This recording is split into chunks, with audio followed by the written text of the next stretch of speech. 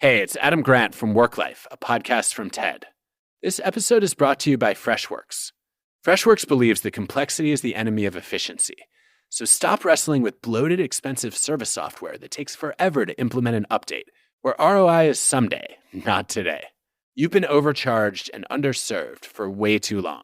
Uncomplicate with Freshservice for IT and Freshdesk for customer support. And with Freshworks AI-assisted service software, you'll work smarter, not harder. Freshworks uncomplicates. Learn more at freshworks.com. Hey there, it's Ryan Seacrest for Safeway. Now through August 28th, it's back to deals time where you can enjoy store-wide deals and earn 4 times points. Look for in-store tags to earn on eligible items from Triscuit, Starbucks, Frito-Lay, Ziploc, Charmin, Charmin Ultra Soft, and Tide Liquid Original. Then clip the offer in the app for automatic event-long savings. Shop in-store or online for easy drive-up-and-go pickup or delivery. Subject to availability. Restrictions apply. Visit Safeway.com for more details. Is your AI built for everyone? Or is it built to work with the tools your business relies on? IBM's AI agents are tailored to your business and can easily integrate with the tools you're already using. So they can work across your business, not just some parts of it. Get started with AI agents at IBM.com. The AI built for business. IBM.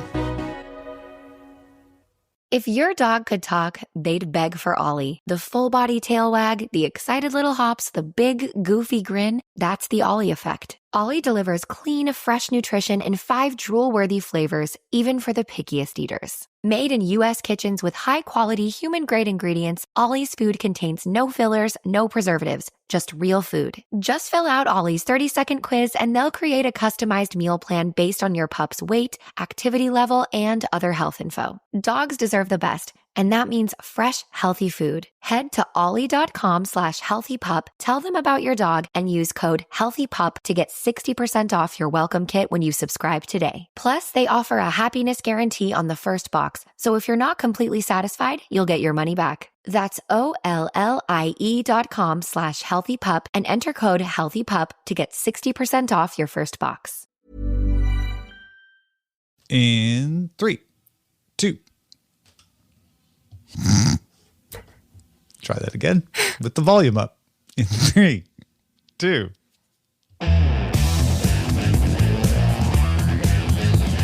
This is the Daily Tech News for Friday, August 1st, 2025. Welcome to August, everybody.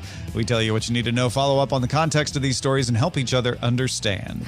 Today, Justin Robert Young tells us why politicians are upset about the next version of iOS, and OpenAI stops letting users let search engines index their public chat logs. Those are both very intriguing stories. I'm Tom Merritt. I'm Huyen Dow. Let's start with what you need to know with the big story. Yeah, so Thursday, Oliver Molinder on LinkedIn, that's who TechCrunch was pointing to. I think there were others also started jumping on the bandwagon, noting that if you filtered your search results on, Google, Bing, etc., to only include URLs from chatgpt.com/share, you could find all these conversations people were having with ChatGPT and publishing to the web. Now, some were just mildly interesting, but some could be revealing, like helping rewrite a resume, which could reveal to your employer maybe that you were looking to change jobs. And then, of course, there were weirder ones where people are just messing with the Chat GPT. Those conversations were made searchable because the user clicked a share button on a chat, then clicked a create link button. ChatGPT would then say your name, custom instructions, and any messages you add after sharing stay private. So it's just the part you're sharing. You could then, after doing all that, click a checkbox to make that link discoverable. And that checkbox that said make it discoverable had small print that said allows it to be shown in web searches. It was not checked by default. However, a lot of people were upset about this, so Thursday afternoon, OpenAI CISO Dane Stuckey posted on X, "We just removed a feature from ChatGPT app that allows users to make their conversations discoverable by search engines such as Google. This was a short-lived experiment to help people discover useful conversations. I guess, learn from each other's examples. This feature required users to opt in first by picking a chat to share, then by clicking a checkbox for it to be shared with search engines. Ultimately, we think this feature introduced too many opportunities for folks to accidentally share things they didn't intend to, so we're removing the option. We're also working to remove indexed content from the relevant search engines. This change is rolling out to all users through tomorrow morning. When a lot of response to this was OpenAI did the right thing by swiftly shutting this off, and that it was OpenAI's responsibility to manage this sort of thing since users don't read what they click. What do you think of that? I'll generally agree with both of those statements. And I feel like we've been here before, especially been here with you, Tom, before, because when we were talking about Facebook, Meta accidentally sharing, there was another AI that was accidentally sharing something, and it just flew out of my head all of a sudden. They were in the Meta AI app. We were seeing people's chats. Yes. Same sort of thing where they were sharing them, and then when they shared them, it also showed up in the app. In that situation, it was a little more vague when you shared it that it was going to show up elsewhere in the app publicly. Whereas in this case, it was a separate checkbox to make it show up in the search engines, and after 2 other clicks through. So this is a little more walled off than the Meta one was. Yeah, and that's why it's kind of a spectrum from wildly irresponsible, didn't do enough, and not taking responsibility to did all the right things, literally checked all the boxes. Yeah, or I guess not literally, or for yourself unchecked all the boxes. And but I do think this is a thing that, unfortunately, especially working in software and tech, that I think we need to be aware of, is that, we do a lot of work to make sure that, at least, especially from a legal standpoint, that we have the right disclaimers, usually in red text. It's such a weird dance of we try to include the right text so that it's there, so that from a strict liability perspective, we told you all what was going to happen. But at the same time, the legal issues aside and culpability aside, I do still believe that there is an ethical is a bit strong, but you could consider it an ethical, moral, responsibility to understand how people work and to serve their best interests. So even if someone's not going to sue you, people are people, and we kind of always have to imagine what's the worst case if someone doesn't notice the thing they're clicking on, because it's widely known that a lot of people, when using any kind of software, technology, or whatever, don't read the instructions, don't read the warnings, and just do the thing. This actually reminds me of a couple of things. Actually, I used to work at Trello, which is like a project board software, online application, and we ran into something like this. So it started off as a small project at a software engineering company, and you can make boards public or private. So what happened is that when it's public, it can be indexed by search engines. But if it's private, it's not. But there were cases where people, and I think this is what happened. I don't actually think there was a actual leaking of information, but I think what happened was people had taken private boards public had taken private boards public for some time and then made them private again. But because by that point, Google or whoever had indexed it, that still showed up. And it doesn't necessarily matter. It's not really it wasn't an excuse. I mean, certainly that's reasonable and fair, right? Oh, well, that seems like a reasonable thing to have happened under those circumstances, but we still had to take responsibility for it. Yeah. And I think at the time we didn't have a very exhaustive piece of copy near the public button that explained in extra detail, this is what happens when you turn this on. And actually very, very recently, I think last year, they turned off pretty much, they made all boards, whether they're public or not, no index. So it's interesting because that was a lesson to me where I was at the time, and I still am, very sympathetic to, this was an unintended consequence of, kind of, especially as a tech person, understanding how things work and understanding the consequences of what a user action might be. But the dissonance or the difference with someone who is just a regular person who maybe kind of sort of understands but doesn't exactly understand, and why, I personally still think that it's up to people that write software or things or make things to be aware of this, and that the right thing to do, making really big rabbit ears, because of course what the right thing to do may vary per person and company, is to just to assume the worst, over communicate, and don't be surprised when things like this happen, especially, and this is the thing though, and especially with something like ChatGPT and AI assistants, I think we can already see that people use it for sensitive things. And so that we always, and then I think it depends on like where you work also, where who you are and what your attitude and culture is around these things. But I think I've been lucky to work at places where we tend to take it as our personal responsibility if something like this happens. And even if it was unintentional, okay, we got to do better. And so I think, yeah, for sure, OpenAI did try to do the right thing at first. They did put some warning. It is a lot more friction, and they did turn it off immediately. But I don't know. It's always hard because I feel like working in tech, it's like you carry around a lot of Pandora's boxes, along with maybe just more benign boxes, and you never quite know when you open one, everything is gonna, all the demons in the world are gonna fly out. So yeah. I don't know. I as I've gotten older, I've been a lot more careful about just making sure I check a box isn't from Pandora. Yes. Don't default check open Pandora's box. Yeah, exactly. But it's a hard thing to always keep in mind, I think, when you have good ideas. I think this example in particular brings us much closer to the question of when is a company supposed to make decisions for you? Yeah. Yeah, absolutely. Because in a lot of the other examples, the Trello example, the Meta example, there was something that a user could be reasonably forgiven for not understanding, right? Yeah. Like, I wouldn't have thought that this would be indexed by the search engine, or I wouldn't have thought that this would go out onto a feed that people could see. However, in this case, it's very much like, do you want to share this? Yeah. Who do you want to share with?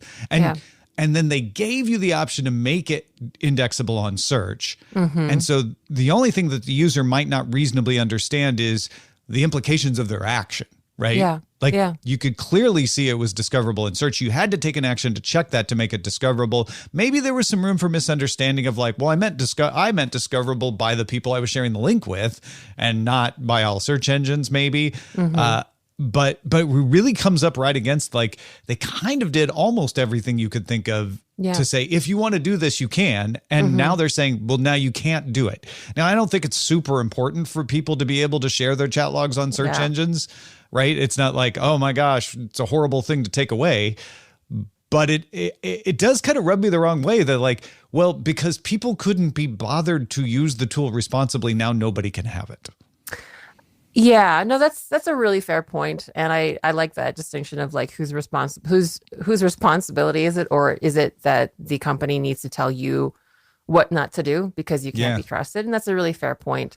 I don't know what the answer is either. I don't know what right? the answer is either. In this situation, I'm not willing to go to the wall for it because I'm like, I don't know, the ability to, if I really want to publish my chat logs to search, there are ways for me to do that. And I don't think it's on OpenAI to be like, to be feature complete, it must have this in here. It was just an experiment, and I get why they took it away because it's almost no cost. But the principle's still there. And as we get more of these examples, we keep getting closer to one where I'm like, well, wait, now I'm not allowed to do that, which reminds me very much of the Android versus iOS or Windows versus Mac debates of like, what do you allow the user to do and what don't you? This is why we can't have nice things. It's because people are people. And I definitely feel like, I mean, for me, I think I've seen it so much and have felt sufficiently chastised or bad about it that I tend to be a little more, we'll say, helicopter parent when I work on something or am asked about something. But it's true, like, and it's just not an easy question to answer. And unfortunately, because tech is tech and people are people, and people that write software, make software, are very imperfect. Please remember this always. Please remember this always. We are just regular people just trying stuff out. Right, because nobody wants to develop something and have it go wrong and feel responsible for that. Right. Yeah, it makes me think of like, what is it? I've been listening to a lot of kind of movie podcasts, and it's like, well, no one ever really intends to make a bad movie. No one ever really intends to make a 0 day or to make a publicly embarrassing like incident, but it happens, and I guess it's kind of like, it's a very, very gray area. There are no rules, and even like depending on the consequences, your mileage might vary on how you want to adhere to those rules and whether you want to just empower people and let them, what's the word, hoist themselves on their own petard, give them enough rope to hang themselves with. Both very similarly themed idioms. Or do you want to create, or I guess you want to be as conscientious as possible and again, not open a Pandora's box. Hard to say. They are two different but common ways of approaching not only just user design but life. Really, honestly. Love it. All right. Well, DTNS is made possible by you, the listener. We want to take time to thank Chris Allen, Reed Fischler, Larry Bailey, and welcome new patrons, Venetra and Yukit. Woo! Yukit. New patrons. Woo! There's more we need to know today. Let's get to the briefs. Picture this.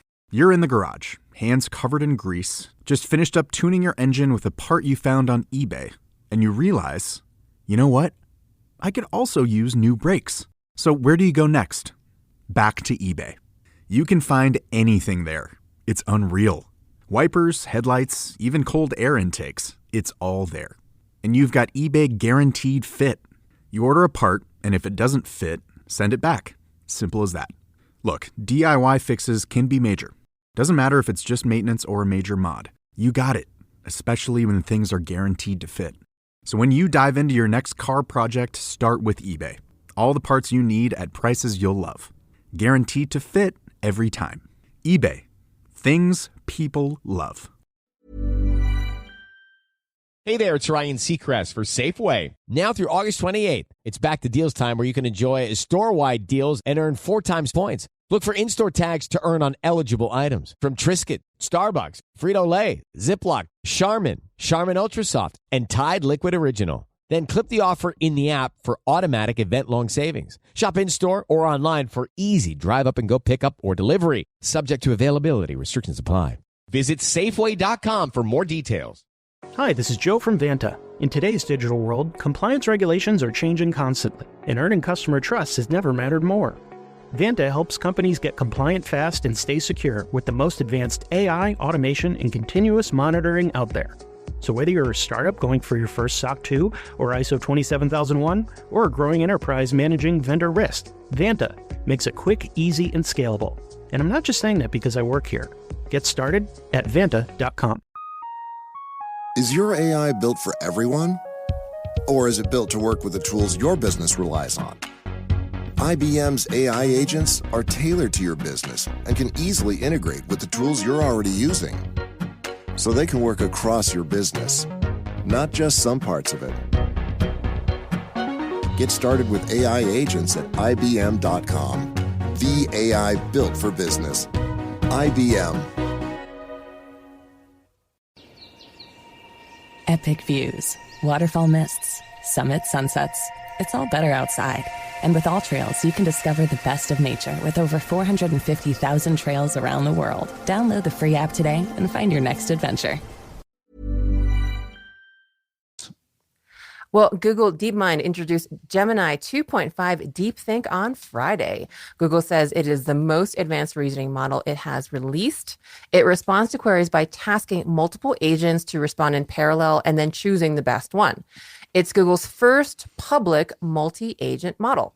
Google says the model scored 34.8% on humanity's last exam. By comparison, OpenAI's O3 scored 20.3%, and xAI's Grok 4 scored 25.4%.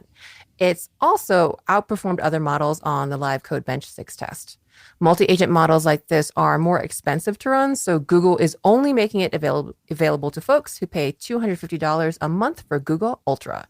If you do, you should have access to Gemini 2.5 DeepThink now.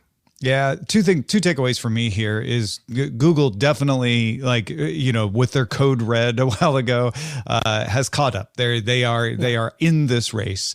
And two, multi-agent The multi-agent model is kind of the new multimodal model. It's the new hot thing in making these models. Because Google isn't the first, nor will they be the last to make a multi-agent model like this. Oh gosh, it just feels like almost like a club remix or something too. Like you've got the club remix and then like this, but now we've got multi this agent that, and then multimodal agents. Multi-agent models are multimodal in this case. Yeah. Yes. If you know, you know. Apple had a good earnings report with revenue growing the most it has since 2021, 13% growth in iPhone sales on the year, and an important one for Apple, sales in China rising 4%. They've been fighting declining sales there. Apple CEO Tim Cook estimated that about 10% of its growth came from people buying products to get ahead of tariffs. So that is a concern of like, well, can you keep this growth, or was it everybody stockpiling and now your sales are going to stagnate? Apple Services, the company's supposed future, grew 13%. The only declines were in iPad, even though they had a new low-cost iPad. iPad does go through these kinds of declines pretty regularly. And wearables, which they haven't had like a big new wearable model in a while. Apple wanted everyone to talk about how it has sold its 3 billionth iPhone. That's a big milestone. But the headline I saw the most was Apple CEO Tim Cook saying that the company would invest significantly more in AI, adding, "We're very open to M&A," that's mergers and acquisitions, that accelerate our roadmap. We are not stuck on a certain size company, although the ones that we have acquired thus far this year are small in nature. He said the strategy continues to focus, quote, on putting AI features across the platform that are deeply personal, private, and seamlessly integrated. But the takeaway here is Apple kind of thinking maybe they ought to buy somebody, and they could buy somebody big. I just want to buy somebody who can make AI for me. I've been saying that for a while. Like Apple often has these big leaps in technology by acquisition. It happened with the iPod. It happened with the touchscreen for the iPhone. Usually it happens before the product is released. But, you know, they could make a big splash here. I'm curious to see what they end up doing. Well, Microsoft giveth and Microsoft taketh away. First, it's taking away Windows 11 SE. You don't remember it? Well, it's basically Microsoft's Chrome OS competitor meant to run on cheaper hardware and compete in schools. Windows 11 SE won't get any more feature updates and security updates, and security updates will stop arriving in October 2026. This is not to be confused with Windows S Mode, which ships on low-cost systems as well, but was not marketed to educational organizations. However, Microsoft has added a feature to Excel that you may not care about, but if you do, you are probably very happy. Pivot tables now automatically refresh in the beta of Microsoft Excel. For the uninitiated, pivot tables summarize rows of data into a useful number. But if you change the data in the table, you used to have to manually refresh it. Now you don't. Look to your left, look to your right. One of you gets very excited about anything to do with pivot tables.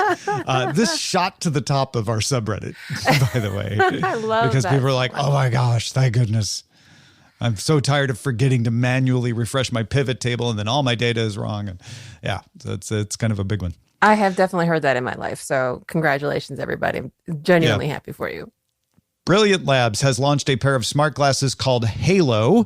Has a camera, microphone, bone conduction speakers, a color OLED display, and 14-hour battery life. All that, and it weighs 40 grams, so not hugely heavy.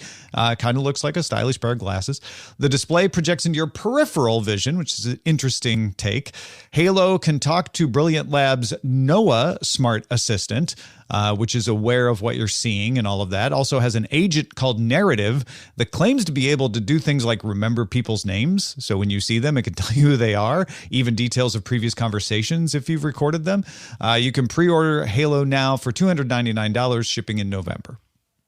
So I guess how does looking at something in your peripheral vision from a UI perspective work? I guess. Yeah, so you just have it up there as sort of something you can reference, but it's not something you're looking at. So it doesn't distract you, but it could provide a little information. Like, for instance, in the name situation, if I'm looking at someone and Jason Howell shows up to the left, I'm like, oh, Jason Howell, it's great to meet you again. And Jason's like, how did you forget my name? I saw that. Gotcha. Actually, and Halo is a great name for it. Perfect. Yeah. Well, unsurprisingly, Nintendo doubled its revenue last quarter thanks to the sales of the 5.8.2 million Switch 2s. Nintendo did not change its guidance for the fiscal year. It still expects to sell 15 million Switch 2 units this year. Nintendo also announced that pricing in the US for the original Nintendo Switch will change based on market conditions on August 3rd.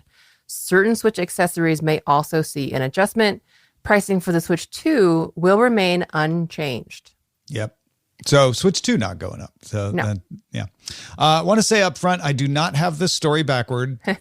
China is accusing the United States of exploiting a flaw in Microsoft Exchange to steal military data and attack its defense operations. China usually doesn't do this. I mean, I'm sure it happens, but China usually doesn't admit it, doesn't talk about it publicly. China's Cybersecurity Association said Friday that it linked actors located in the United States with two major attacks on military companies.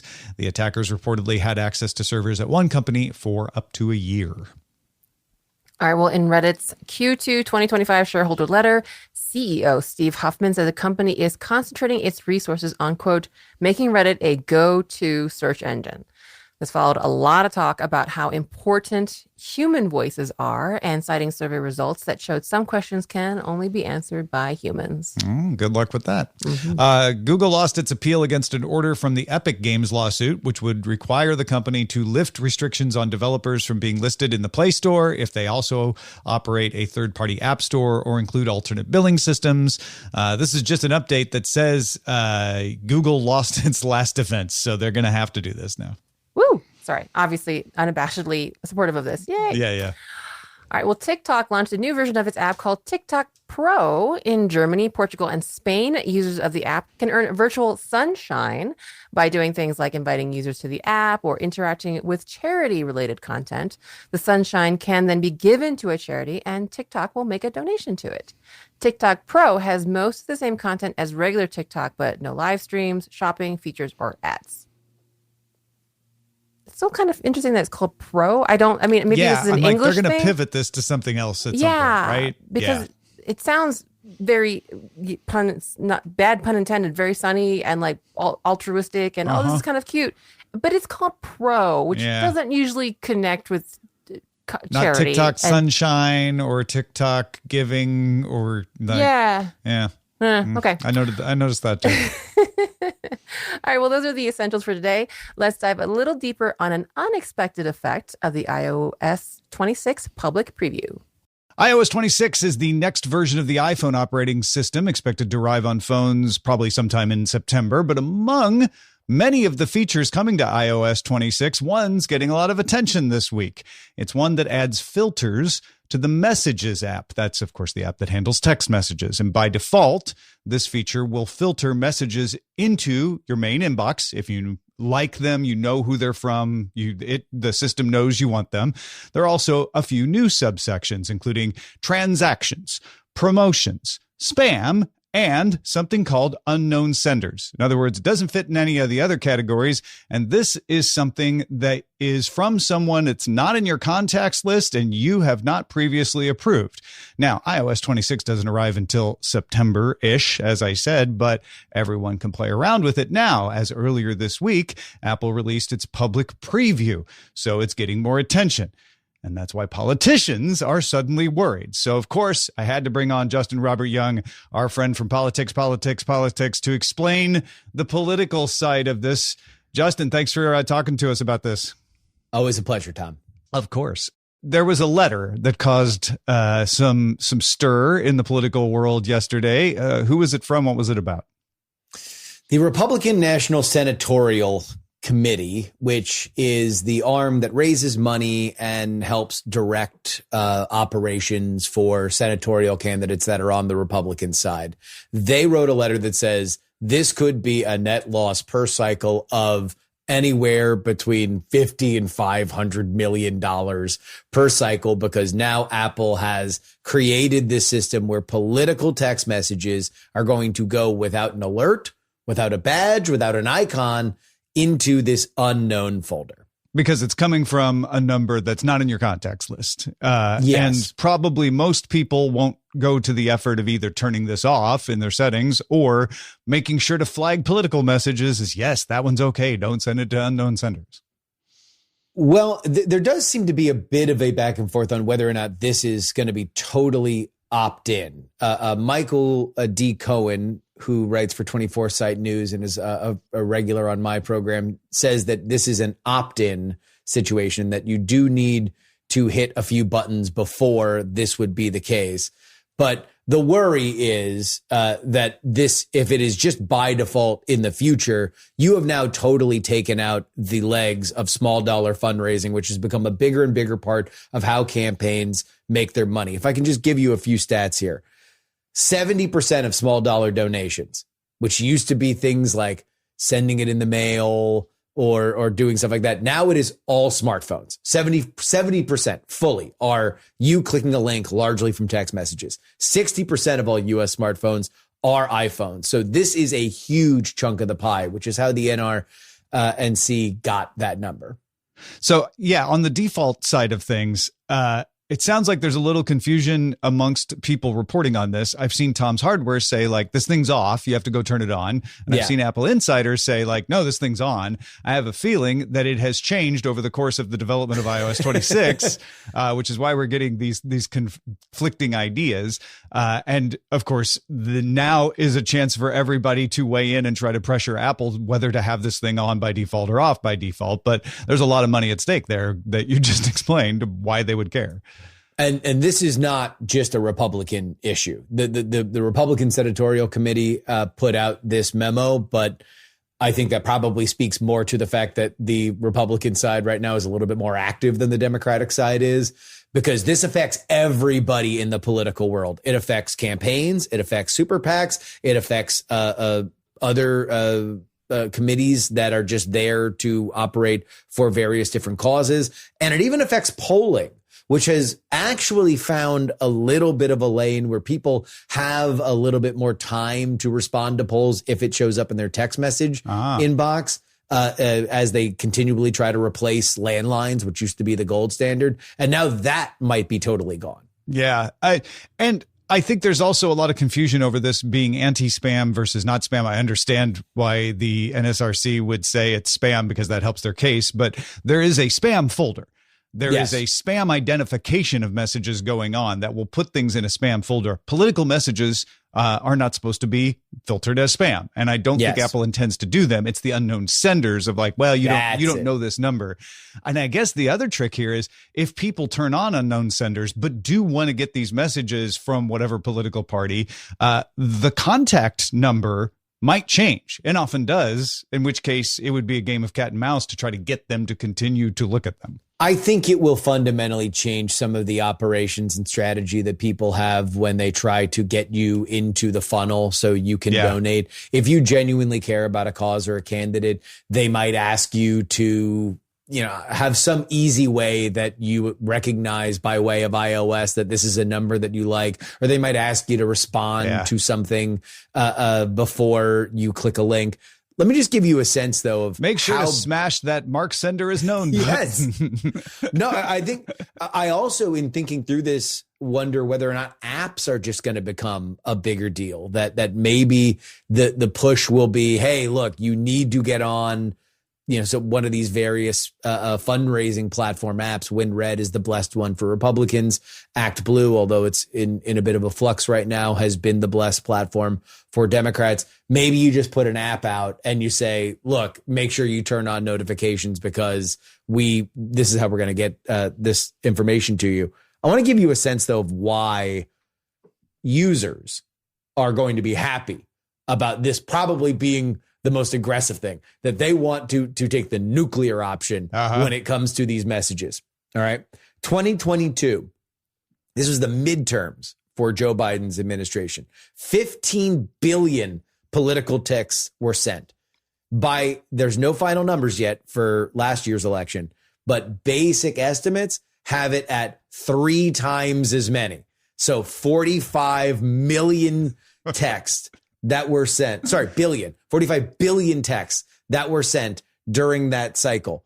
The eligible voting population is 244.4 million. That means if each eligible voter got 184, and you know that it's more because there are some people that are more likely to vote and that are more likely to donate. And so you almost assuredly, if you have any interest in politics, got well over 200 texts last cycle, then you got 200 texts. You got 200 during political that texts. Political texts, yeah. If you were someone who, say, just bought campaign buttons from all the major parties just once to have them in your collection, you got more than 200 texts from political and campaigns. that's the other problem, is that, number one, we are at an age of so many lists. It's very easy to keep track of things. Databases are extraordinarily well maintained. You can integrate them in various different ways. So even if you hit stop, your phone number is going to be sold to somebody else. And not every text you get is literally from the campaign, or is literally from even a super PAC that is designed to support your candidate. There are a lot of scam PACs that go out there and try to raise money. This is a legit problem. This is a scuzzy, scummy industry, even though this is a very important lifeblood for the campaigns themselves.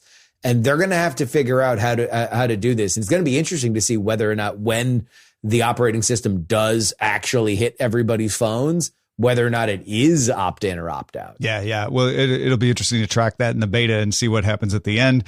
Meanwhile, learn to raise money off Android users, political parties, because that's the other 50% of the U.S. market. Without getting into gang warfare here, there are some demos.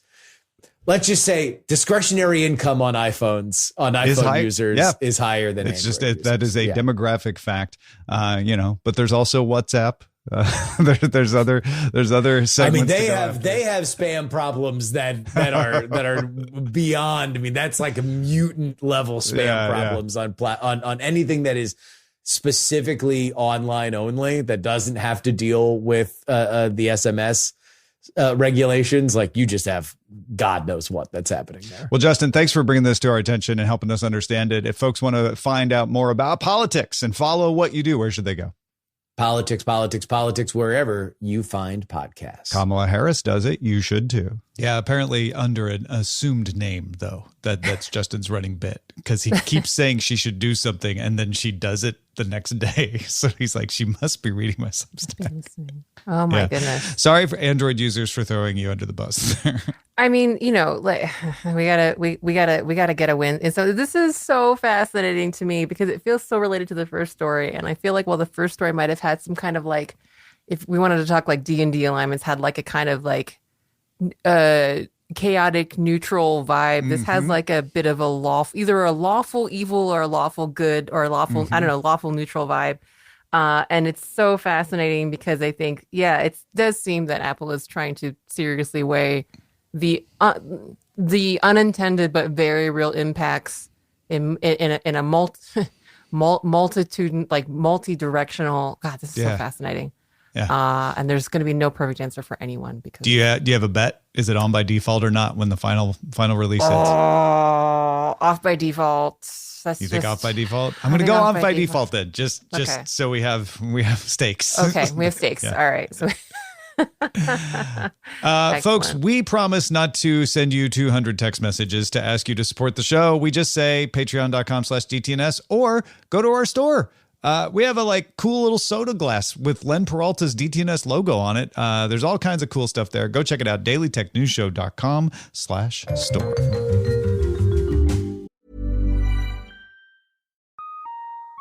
Is your AI built for everyone? Or is it built to work with the tools your business relies on? IBM's AI agents are tailored to your business and can easily integrate with the tools you're already using. So they can work across your business, not just some parts of it. Get started with AI agents at IBM.com. The AI built for business. IBM. Epic views, waterfall mists, summit sunsets. It's all better outside. And with All Trails, you can discover the best of nature with over 450,000 trails around the world. Download the free app today and find your next adventure.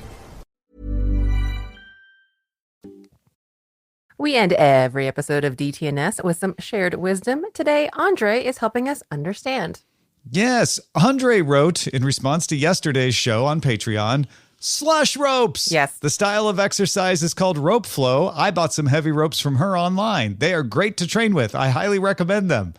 Yes, this is in response to the de minimis exception going away, and me knowing a very specific entrepreneur who was very publicly posted about the effects of tariffs on her business. And Andre, that is so cool. Yes, slush ropes. I actually got to meet her at my kettlebell conference. She is awesome. And yes, rope flow is cool. Thank you. That is so awesome to know that I have a rope flow friend in the audience. That's awesome. That's great. Thank you, Andre. That's awesome.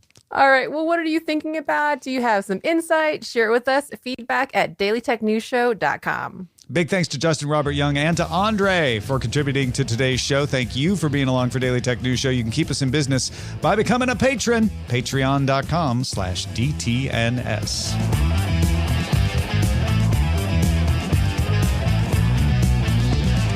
This week's episodes of Daily Tech News Show Briefing were created by the following people: host, producer, and writer Tom Merritt, host and writer Jason Howell, co-host Rob Dunwood, co-host Jen Cutter, co-host Wentui Dao, producer Anthony Lemos, producer Roger Chang, editor Hammond Chamberlain, editor Victor Bognot, science correspondent Dr. Nikki Ackerman, social media producer and moderator Zoe Detterding, our mods, Beatmaster W. Scottus1, BioCow, Captain Kipper, Steve Gautarama, Paul Reese, Matthew J. Stevens, aka Gadget Virtuoso, JD Galloway, and mod and video hosting by Dan Christensen.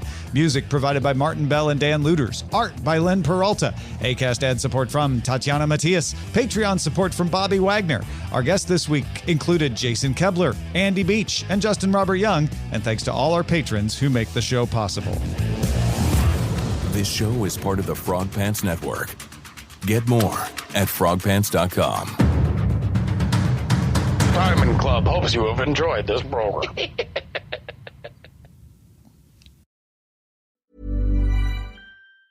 Hey, it's Maya and Sim from the Girls That Invest podcast. If you are an IT or security pro, you know managing devices, identities, and applications can feel overwhelming and honestly risky. That's where Trellica by 1Password comes in. It helps conquer SaaS sprawl and shadow IT by discovering every app your team uses, managed or not. With pre-built app profiles, you can assess risk, manage access, and even optimize your software spend. Plus, it simplifies onboarding, offboarding, and compliance, all while cutting costs by eliminating unused licenses. Take the first step to better security for your team. Learn more at onepassword.com/special offer.